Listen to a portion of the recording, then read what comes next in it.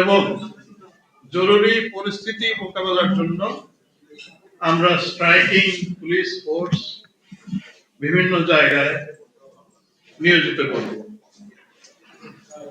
আমরা এবার ইলেকশনে নিরাপত্তা রক্ষার্থে প্রযুক্তির ব্যবহারের উদ্যোগ নিয়েছি। ইলেকশন কমিশনের উদ্যোগে রিটার্নিং অফিসারের মাধ্যমে প্রায় 80 কিংবা 90 কেন্দ্রে সিসিটিভি লাগানো হয়েছে। পুলিশের তরফ থেকে আমরা ঝুঁকিপূর্ণ কেন্দ্রগুলোতে বডি ক্যামেরা ব্যবহার করব। এছাড়া জেলার পুলিশ সুপাররা তাদের কাছে যে ড্রোন আছে, ড্রোন ক্যামেরা, সেগুলো তারা ব্যবহার করবেন তাদের সক্ষমতা এবং প্রয়োজনীয়তা অনুযায়ী। নির্বাচনী নিরাপত্তায় নিয়োজিত পুলিশের সংখ্যা হবে 1,57,805। এর মধ্যে কেন্দ্রে স্ট্যাটিক ফোর্স থাকবে 93,391, বাকিরা মোবাইল এবং স্ট্রাইকিং ফোর্স। এর বাইরেও ইলেকশনের অন্যান্য সাপোর্ট বা সহায়তার জন্য আমাদের 29,798 জনবল নিয়োজিত থাকবে থানায় থেকে বিভিন্ন ধরনের সহায়তার জন্য। এটা যদি আমি হিসাব করি তাহলে পুলিশের নিরাপত্তা পরিকল্পনায় মোট মোতায়েন হবে 1,87,603 জন পুলিশ সদস্য। আপনারা জানেন স্বরাষ্ট্র মন্ত্রণালয় বৈধ অস্ত্র জমা দেওয়ার নির্দেশ দিয়েছেন।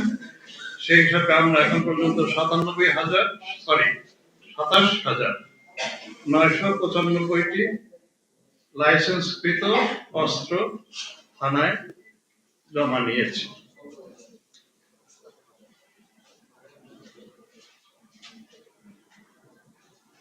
এই নির্বাচনে নিরাপত্তা রক্ষায় পুলিশ ছাড়াও আমাদের সশস্ত্র বাহিনী, বিজিবি এবং সর্বোপরি আনসার সবার অংশগ্রহণ রয়েছে। সবচাইতে বড় সংখ্যায় নির্বাচনের নিরাপত্তায় নিয়োজিত বাহিনী হচ্ছে আনসার, তাদের সংখ্যা প্রায় 6 লক্ষ।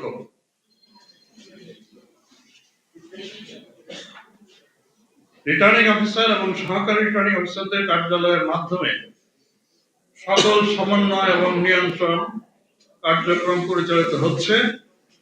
এখানে সকল ফোর্স তাদের কার্যক্রমের সমন্বয় সাধন করছেন।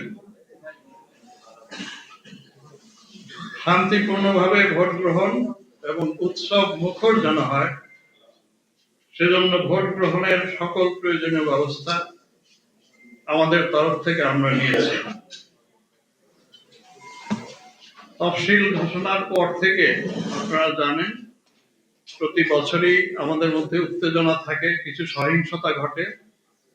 আমাদের পরিসংখ্যান মতে 11ই ডিসেম্বরের পর থেকে 9ই ফেব্রুয়ারি পর্যন্ত মোট 317টি সহিংস ঘটনা ঘটেছে।